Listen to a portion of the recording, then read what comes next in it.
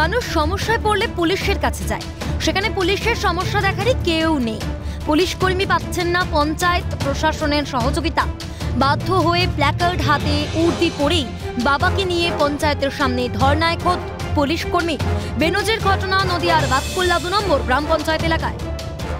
23 বছর ধরে আমরা ওই রাস্তায় চলাচল করছি। আজকে 3 দিন ধরে আমাদের গৃহবন্দী অবস্থায় রেখে দিয়েছে।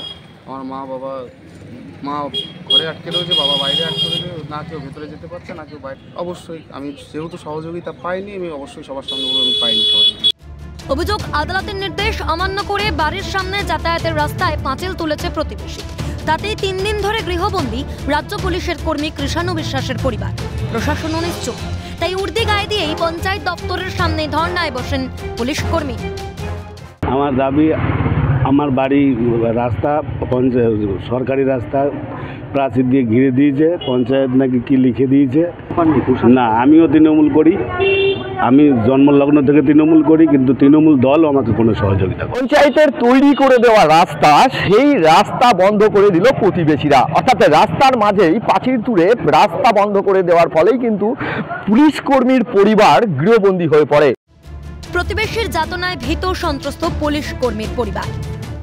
আমাকে পুরো ধাক্কি করে 3 জন সে মারে, জানেন? আমার সিসি ক্যামেরা রয়েছে, দেখে যান। যে ফাঁড়ির পুলিশ কোনো কথা বলেনি, আসেনি। যখন এটা গাতে আমরা গেছি, আসে অমনি, দেখে অমনি। রথযাত্রার আগে থেকে রাস্তা জট পুলিশ কর্মীর পরিবারে। স্থানীয় প্রশাসন তৎপর না হওয়ায় আদালতের দ্বারস্থ হয়েছিলেন পুলিশ কর্মী। রানাঘাট মহকুমা আদালত থেকে 147 ধারা জারি করার পরও প্রতিবেশীর দাদাগিরি, নেপথ্যে কি শাসক দলের মদত, তাতেই রাস্তা জবরদখল। এটাই বলার বিষয়, পশ্চিমবাংলায় আইনের শাসন এখানে চলে না। শাসকের এই নির্লজ্জ প্রশাসনের এখনো হুঁশ নেই। তবে রাস্তাটি যে পঞ্চায়েতের সেটাই মানতে চান না প্রধান। জায়গাটা আমি শুনেছি ওটা ওদের ব্যক্তিগত জায়গা, দলিলেও আছে ব্যক্তিগত জায়গা। যেখানে রাস্তাটা তৈরি হয়েছে তো পঞ্চায়েত থেকে, সেটা আমাদের যে পঞ্চায়েত ওরা এই আত্মীয় করেছে, আমরা এখনো পর্যন্ত খুঁজে পাইনি। বলছি যে আমরা আসো, এর মধ্যে সবাইকে মিলে বসে যেহেতু 2 সাইডে 2 মেম্বার আছে, 2 মেম্বারকে নিয়ে বসে আমরা এটা সমস্যা মেটাবো। কিন্তু শাক দিয়ে মাছ ঢাকা যায় না। জমির পূর্বতন মালিক, রাস্তার ঠিকাদার থেকে শুরু করে প্রাক্তন প্রধান, প্রত্যেকেই বলছেন রাস্তাটি পঞ্চায়েতেরই।